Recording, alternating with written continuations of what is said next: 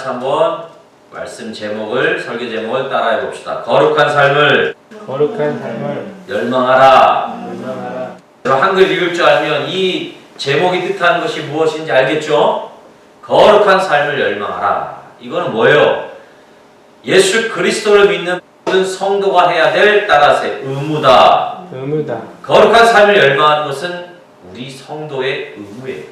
오늘 말씀을 보면 성도라면, 오늘 이 약속을 받은 자라면, 이 약속을 받은 자라는 것은 그리스도인이라면, 하나님의 성도라면 반드시 두 가지의 의무를 다 해야 된다는 것이에요. 첫 번째는 뭐냐면 하나님을 두려워하고, 또 한 가지는 거룩한 삶으로의 모습을 살아야 된다는 것이에요. 이것은 초이스가 아니에요. 이것은 반드시 해야 될 의무예요. 자, 그렇게 보면 여러분들이 예수 그리스도로 말미암아 하나님의 자녀가 되고 여러분들의 죄가 해결되고 죄가 깨끗함을 받은 하나님의 자녀라면, 성도라면 지금 성경에서는 하나님을 두려워하며 그 하나님으로 말미암아 거룩한 성도의 삶을 살아가야 되는 거예요.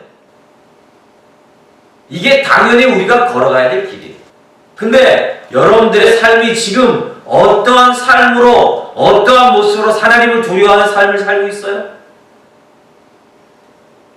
내 삶이, 내 마음이 거룩해지고 깨끗해지기를 원하는 모습으로 살아가고 있어요? 얘가 8살이 돼서 학교에 가야 되는데 학교를 안 가. 그럼 얘는 제대로 된 애예요, 아니에요? 아니에요. 3살과 4살 때마다 해야 될 연령기에 맞는 생각과 행동을 해야지 그게 정상이에요. 얘가, 여러분, 꼬마애가 자랐는데 7살이 다 되도록 엄마 아빠밖에 말을 못해. 얘가 정상이에요, 비정상이에요? 비정상이에요. 마찬가지. 예수 그리스도로 말미암아 십자가의 그 죽으심에 그 은혜로 말미암아 구원을 얻은 백성들, 하나님의 자녀들, 그리스도인들이 하나님의 자녀가 되었다면 하나님을 두려워하고 날마다 거룩해지는 그 삶을 살아야 되는데 살지를 않아요. 그러니 육신은 점점점 커가는데 어떻게 해요? 영적으로는 완전히 비정상돼요. 여러분 지금 영적으로 내가 정상인 삶을 살고 있는가? 지금 영적으로 전혀 거룩한 삶을 열망하지 않고 거룩해지고자 하는 노력이 없이, 거룩해지고자 하는 갈망이 없이 그 삶을 살아가고 살지는 않아요. 그것과 정반대의 삶을 살아요. 그것과 전혀 상관없는 삶을 살아요. 이건 그리스도인이 아니란 말이에요. 그리스도인은 해야 될 의무가 있어. 학생은 학생의 의무가 있어. 초등학교, 중학교, 고등학생의 의무가 있는 거야. 해야 될 일이 있는 거예요. 중학생인데 초등학교 가서 공부를 하겠다고 하면 그거 말이 안 돼. 중학생이면 중학생답게 중학교에 가서 공부를 해야 되는 거예요. 여러분, 내가 고2고 고3인데 나를 대우하는 건 초등학교 학생으로 대우한다면 여러분 기분 좋겠어요? 나쁘겠어요? 나쁜 거예요. 마찬가지로 신앙 안에서 우리의 신앙도, 우리의 영적인 부분도 여러분들이 예수를 믿고 한 해, 2해, 3년, 4년 지날수록 내 안에 점검해야 될 것은 나는 하나님의 그리스도인으로서 지금 영적인 거룩한 그 단계를 지금 받고 있고 성숙해 가냐? 이것을 점검해 봐요. 여러분, 거룩한 삶을 열망하시길 예수 이름으로 부탁드리겠습니다. 우리 인생의 초점을 여기에다 맞춰야 돼요. 우리의 인생의 초점을 자꾸만 세상 것에, 내 육신의 것에 맞추기보다는 내 영적인 것에 맞춰야 우리가 온전한 신앙의 모습을 살 수 있어요. 하나님이 우리를 지으신 그 형상, 온전한 최초의 형상의 모습으로 우리가 그 안에 평안과 즐거움을 느낄 수 있다. 네, 첫 번째로 하나님을 두려워해야 돼요. 여러분, 하나님을 두려워하십니까? 두려워하다는 건 fear. 두려움을 느껴요. 여러분, 하나님은 어떨 때 두려움을 느껴요? 하나님에 대해서 어떠할 때 두려움을 느끼게 돼요? 오늘 말씀을 보면 이 두려워하다라는 말씀에 연관된 관주 성경을 보면 두 군데를 말씀드리게요. 마태복음 14장 26절에 마태복음 28장 8절 말씀에 대표적으로 나와요. 그때 마태복음 14장 26절의 말씀을 보면 예수님이 바다 위를 걸어오실 때 제자들이 그 예수님을 보고 두려움을 느꼈다 했어요. 저 사람이 누군고? 유령인가? 아니다. 우리 선생이신 예수다. 그런데 바다 위를 걸어오셔. 우와! 그때 제자들이 fear, 두려움을 느꼈다. 또 마태복음 28장 8절에 보면 예수님이 죽으시고 3일 만에 부활하신 그 사건을 경험한 그 여인들이 어땠습니까? 두려워했다. 무서워했다. 그리고 막 무서운 마음으로 제자들에게 동네를 향해 달려왔다 그랬습니다.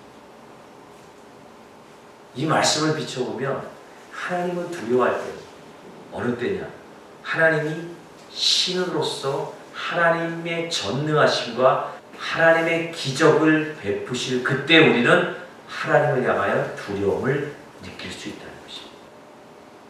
여러분, 지금 오늘 하나님이 살아계시다는 것을 확 느끼며 와, 정말 하나님은 살아계십니다. 와, 정말 하나님은 우리 인간이 할 수 없는 한계를 뛰어넘는 그 하나님으로 여러분 경험하고 계십니까? 그러므로 하나님에 대한 존경과 두려움이 내 마음에 있냐 이거예요. 하나님은 살아계시고 하나님은 위대하시는 그 하나님을 명제적으로는 알고 있는데 그 하나님을 우리의 삶으로 지금 경험하고 그 하나님을 두려움의 대상으로 지금 느끼고 있는 거예요. 여러분, 쓰나미 알죠? 쓰나미. 여러분, 쓰나미의 두려움을 느껴봤어요? 쓰나미에 대한 그 화면들을 여러분 봤죠? 순식간에 그냥 해안가를 확 덮쳐버려서 모든 걸 삼켜버려요. 여러분, 그 정도 가지고 두려움을 느낄 수 있어요? 두려움을 느껴요. 보면 와, 사람이 그냥 어느 순식간에 바닷물이 그냥 쓰나미에 오면 확 휩쓸어버리고 아무것도 남잖아요. 그런 쓰나미의 공포를 경험한 사람들, 그 사람들의 말을 들어보면 정말 두려워, 무서워. 여러분, 쓰나미 무서워요. 자연이 무서워요. 그런데 그 자연을 다스리시고 만드신 하나님은 더 우리들에게 두려운 존재. 죽었던 사람이 다시 살아나는 그 현장을 봤을 때 여러분 어떻겠어요? 소름이 쫙 돋겠죠. 그 예수님이 죽었다가 다시 살아나셨어요. 그 하나님을 두려워한다는 것을 무서워한다는 의미보다 그 하나님은 살아계시다. 그러므로 그 살아계신 하나님을 날마다 경험하며 살아가야 된다는 거예요. 하나님 나와 연관돼서 이 우주를 창조하시고 이 우주, 거대한 우주 속에서 그렇게 나를 기억하시고 나를 사랑하시고 하나님의 살아계심을 그렇게 나를 향하여 드러내고 계신 분이 하나님이다. 그 하나님을 잊지 말고 기억하며 그 하나님을 오늘도 날마다 우리의 시간 가운데 우리가 호흡하는 가운데 느끼며 살아가는 말이었습니다. 이게 그리스도인이라면 당연히 해야 될 의무인 것입니다. 할렐루야. 하나님의 살아계심을 느끼며 경험하며 온몸으로 내 온 지정의를 통하여 살아계신 하나님을 경험하기에 힘쓰는 우리 비전교회 귀한 성도들 되길 예수 이름으로 부탁드립니다. 이게 성도가 해요.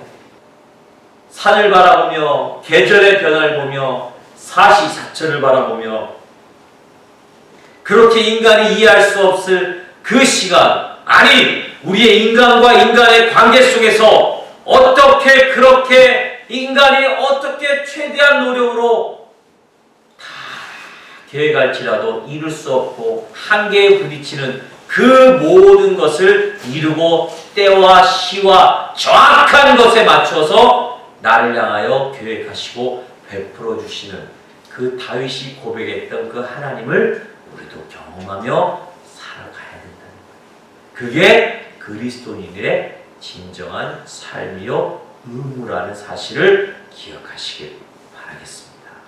이 하나님을 잊지 마시길 바라겠습니다. 이 하나님 중심의 삶을 사시길 예수 이름으로 축원드립니다. 둘째로 거룩함을 온전히 이루어 나가겠습니다.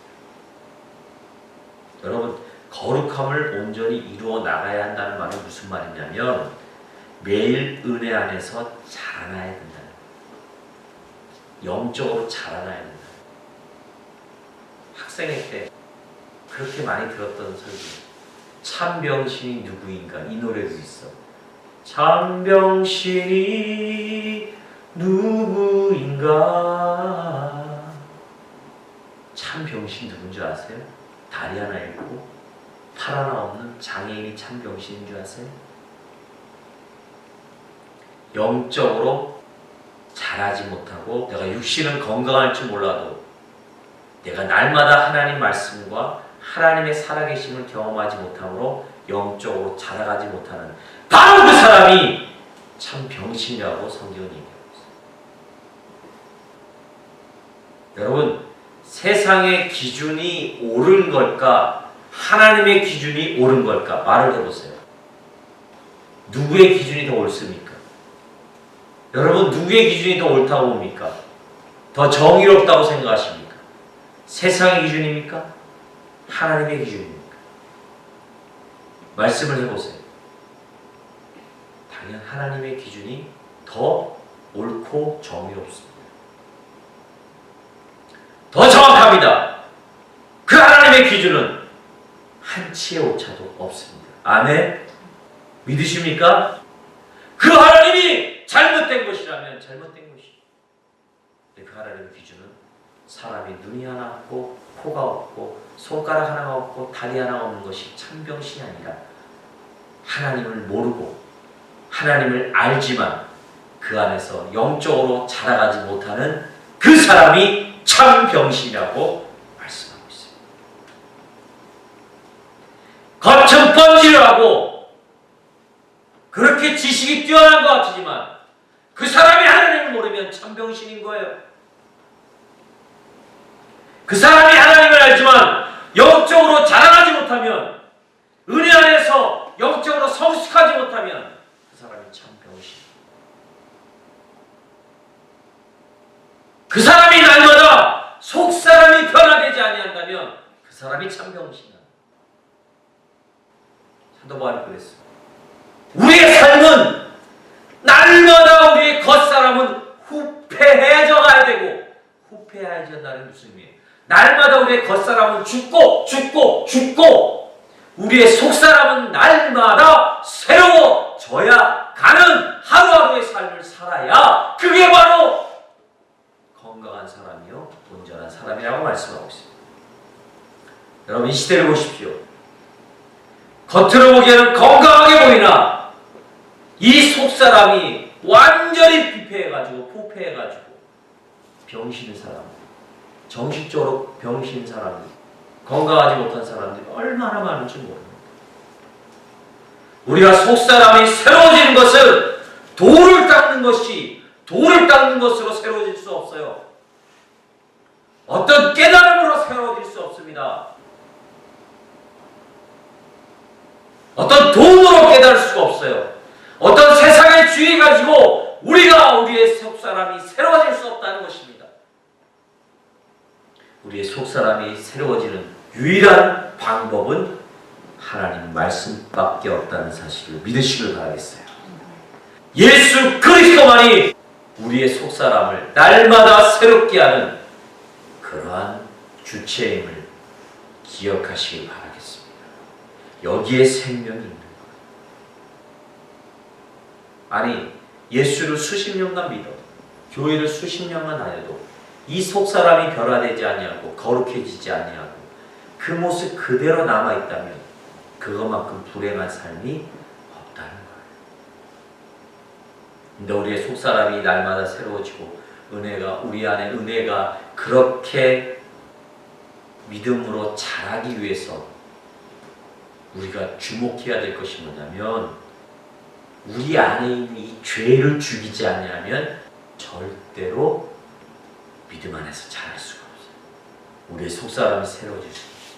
무엇을 죽여야 된다고요? 우리 안에 있는 죄를 죽여야 돼요. 여러분, 죄라는 것은 우리 안에 거룩해지고자 하는 모든 행동을 방해해요. 우리의 영적인 성장을 막기 위해서 죄는 최고의 힘을 지금 우리 앞에 쓰고 있어요. 우리 안에서 쓰고 있다는 얘기예요. 그렇기 때문에 이 죄의 소욕을 억제하지 못하는 사람은 절대 거룩함의 성장을 이룰 수 없습니다. 여러분, 예수 믿었으면 죄가 있습니까? 없습니까?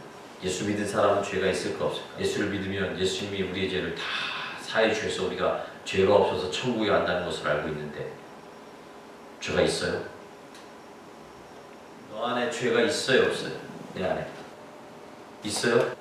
그럼 지금 죽으면 천국 못 가겠네? 목사님은 죽으면 천국 갈 것 같아요? 지옥 갈 것 같아요? 예수 믿을 다 죄가 없어지잖아. 십자가에 우리 죄를 죽으셨잖아요, 주님이. 그런데 우리 안에는 여전히 죄가 있을까 없을까?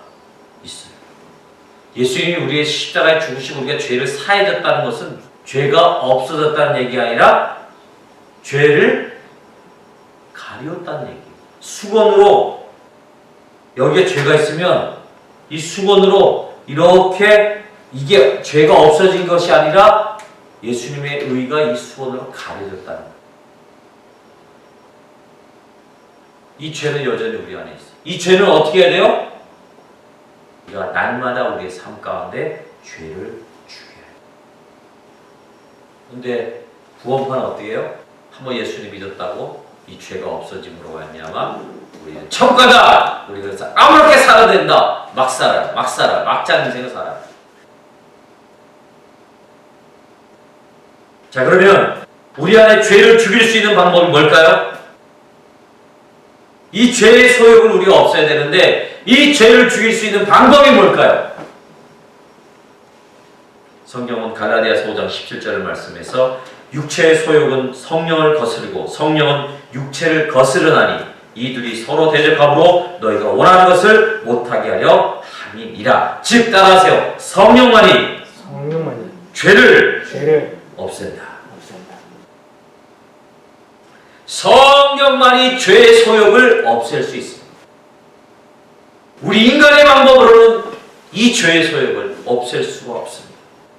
그런데요, 이 부분에 대해서 존 오웬은 이렇게 말합니다. 로마 캐톨릭은 죄를 죽이기 위해 거친 베옷을 입는데 이것이 거짓과 위선이라고 말하고 있어요. 이 말이 무슨 말이냐면 그 카톨릭에서는 죄를 죽이기 위해서 우리가 해야 될 것은 계율을 그리고 금식하며 고행하며 그렇게 우리가 죄를 죽여야 된다.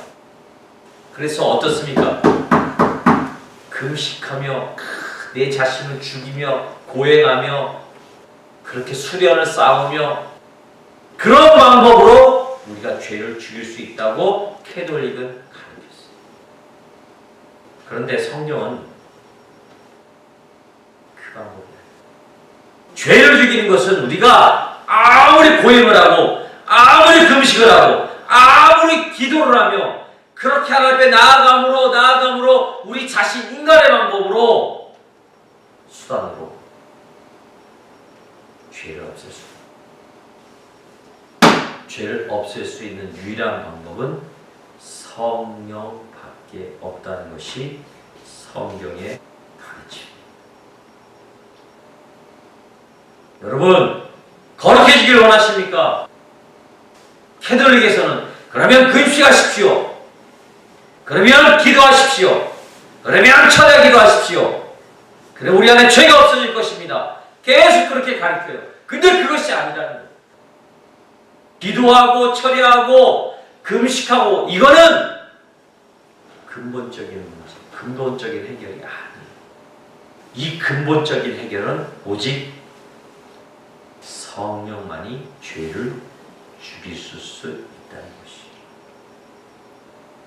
여러분, 우리 안에 죄를 죽이고 우리 안에 육체의 죄의 소욕을 없앨 수 있는 것은 우리가 아무리 노력해도 될 수 없고 오직 성령만이 그 육체의 소욕을, 죄의 소욕을 이길 수 있다는 사실을 믿으시길 예수 이름으로 축원드립니다. 왜요? 성령은 어떤 성령이에요? 에스겔서 11장 19절 말씀에 오면 내가 그들에게 한 마음을 주고 그 속에 새 영을 주며 그 몸에서 돌 같은 마음을 제거하고 부드러운 마음을 주신다 그랬어요. 이 새 영은 성령을 얘기하는 거예요. 성령은 우리 안에 죄로 말미암아 딱딱해지고 돌 같은 이 죄의 마음들을 부드럽게 해주고 그것들을 제거해 주신다고 말씀하고 있습니다. 우리가 욕하고 우리의 마음이 악한 그 마음만, 그 죄의 마음을 오직 우리의 노력이 아닌 성령만이 그것을 제하고 부드럽게 해 주신다는 사실입니다. 그래서 성령이 우리 안에 거하심으로 어떻습니까?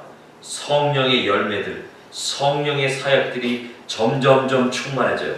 사도 바울이 이렇게 얘기했어요. 말씀하셨어요. 우리의 마음속에 두 가지 육체의 소욕의 마음과 성령의 마음이 두 가지가 창대하고 두 가지가 다 이렇게 드러날 수가 없대요. 하나가 드러나면 하나는 반드시 죽게 돼 있대요.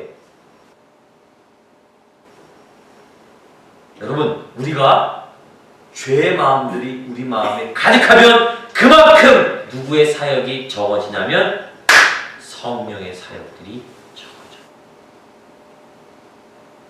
그러니까 여러분들이 우리가 자꾸만 죄 짓는 것에 우리의 마음들이 쏠리고 죄 짓는 것에 우리의 마음들이 그렇게 편향되고 그쪽으로 가 있다면 우리 안에 성령의 사역들은, 성령은 작아질 수밖에 없어요.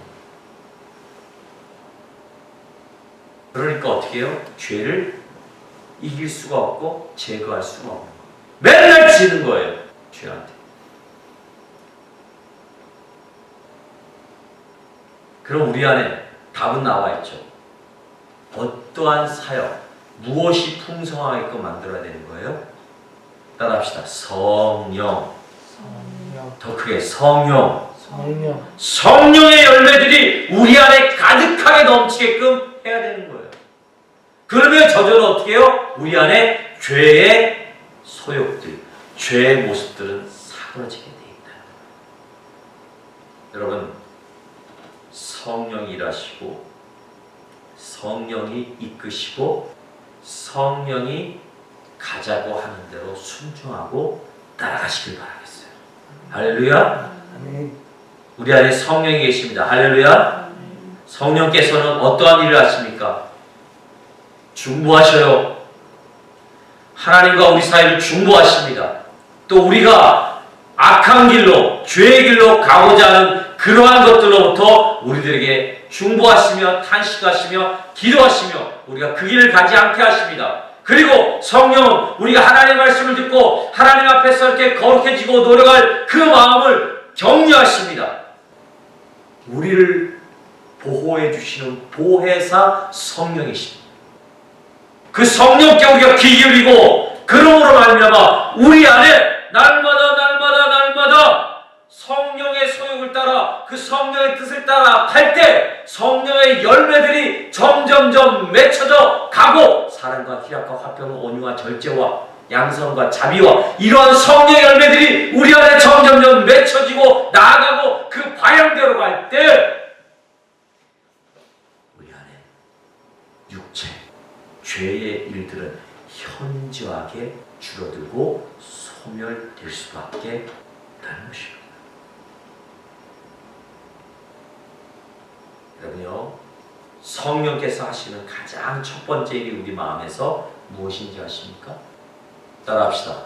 예수 그리스도의 십자가를 묵상하게 한다. 또 한번 예수님의 부활을 경험하게 하신다.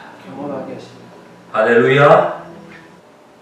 성령이 하시는 일은, 성령이 우리 마음에 역사한다는 증거는 뭐냐면 우리를 자꾸만 예수님의 십자가를 생각하게 해요.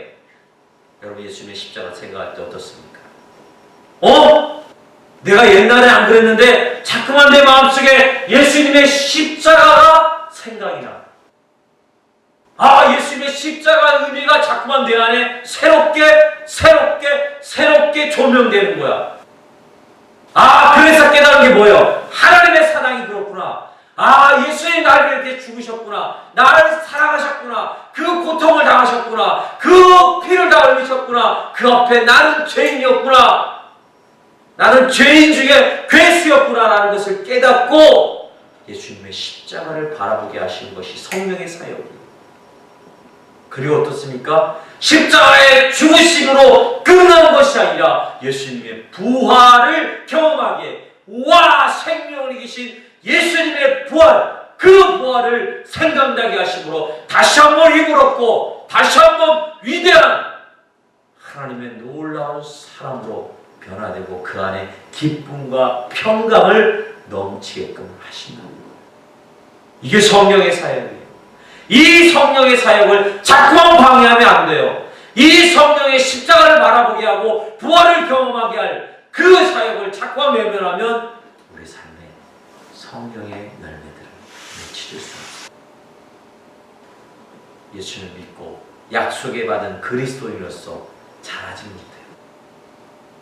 성장하지 못해요. 크지 못해요. 키가 자라지 못해요. 영적으로 자라지 못해요. 그럼 여기서 세상 말로 뭐가 되는 거예요? 영적인 루저가 되는 거예요.